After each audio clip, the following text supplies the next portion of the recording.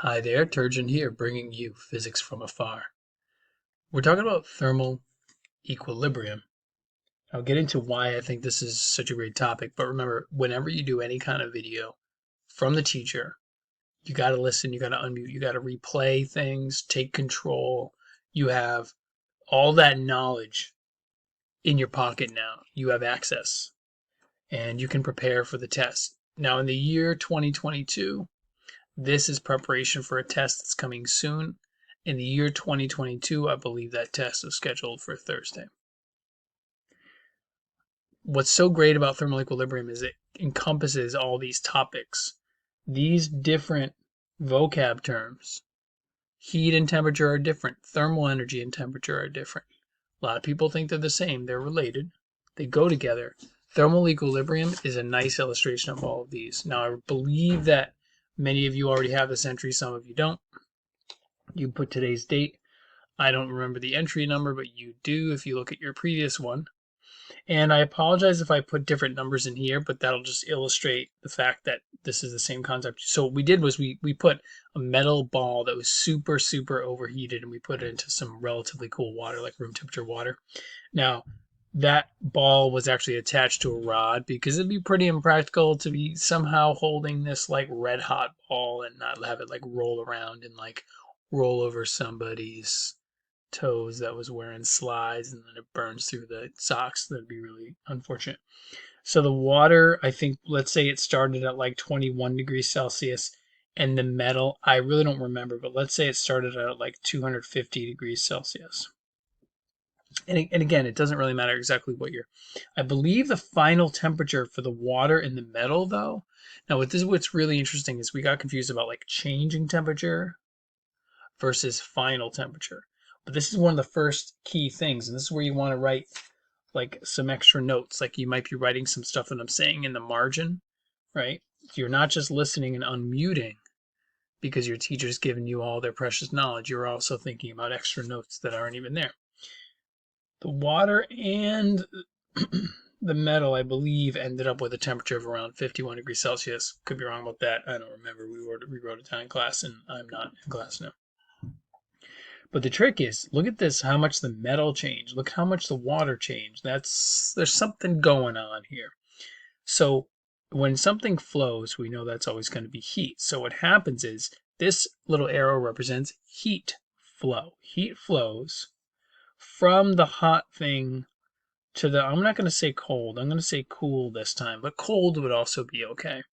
Water changes very little temperature.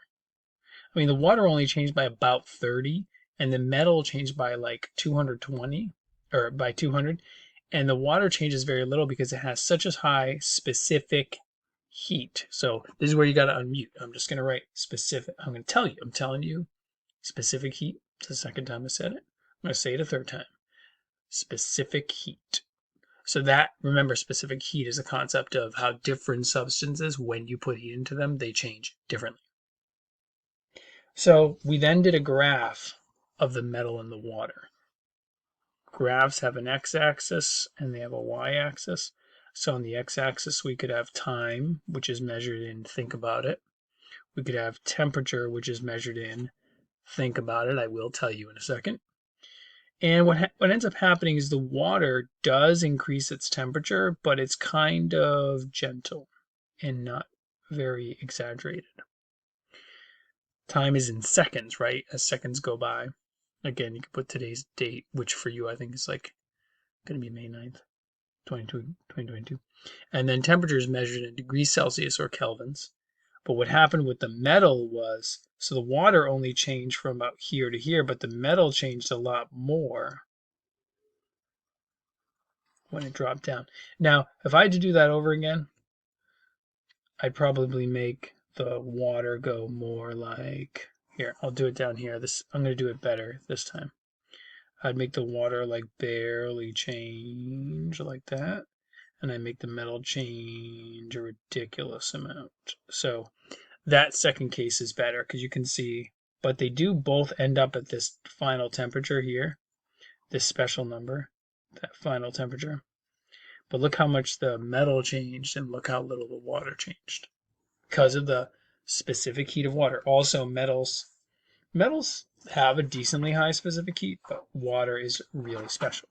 So heat flows, and in the beginning, this, let's write BEG for beginning, and we'll write END for the end.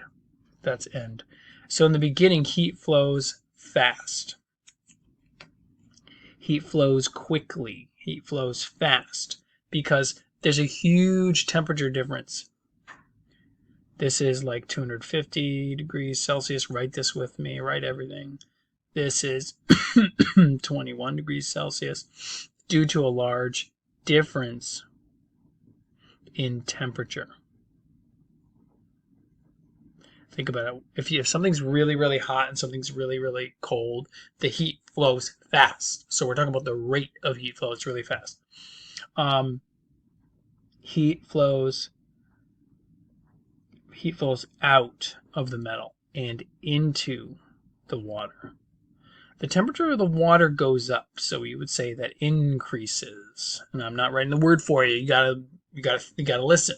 Okay, I'm just trying to force people to listen. Metal temperature. The metal temperature decreases. So don't write in and then a scribble. Write in the word increases. Now here's a part that's a little bit weird. So I want you to imagine this part's hard to understand, but we're talking about how much, like if we were to say how much energy, because heat is a form of energy, all right? So if we're going to say how much energy flowed out and how much energy flowed in. Okay, so let's say I gave you $10.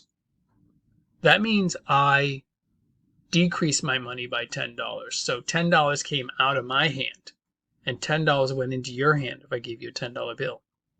Was that an exchange of $20? Let me say it again. I give you $10. So I lose $10 and you gain $10. Is that an exchange of $20? No, it's just an exchange of $10. So let's say it's like 4,000 joules of heat flows out of the metal. Then 4,000 joules flows into the water. It's conservation of energy. I write down here, I want you to write conservation of energy. Right there. Extra notes. Whatever, we're learning. And then at the end, what ends up happening is the heat flow stops. It just stops flowing because there's no more difference in temperature. I'm saying the word, so if you can't read that, whatever. Difference in temperature. Say, rewind the video. The final temperatures are equal. That's thermal equilibrium. Notice that the word equilibrium is spelled with an I, though. But the final temperatures of the metal and the water, and by the way, the metal cup. This was actually, I think the second time I did the demo, this is actually an aluminum cup, which has a mass, which itself has a mass, and the aluminum cup ends up having that temperature as well. So to summarize, thermal equilibrium is great because we had to understand heat flow, we had to understand temperature, we had to understand the flow of thermal energy, and we had to understand specific heat.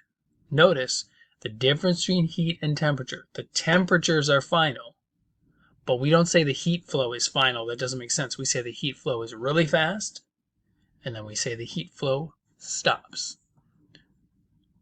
This has been Turgeon, bringing you physics from afar.